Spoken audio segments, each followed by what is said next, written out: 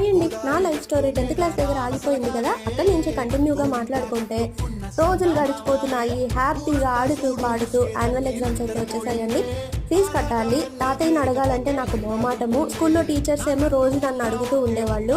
నాన్న గురించి చూస్తేనేమో నాన్న రావడము, అమ్మ పెన్షన్ తీసుకోవడము, ఇంటికి కూడా రాకుండా వెళ్ళిపోవడము ఇలా జరుగుతూ ఉండేది. రోజులు గడిచే కొద్దీ నాన్న డిస్టెన్స్ ఎక్కువ మెయింటైన్ చేసేస్తూ వచ్చారండి. అస్సలు రావడం మానేస్తూ వచ్చారు.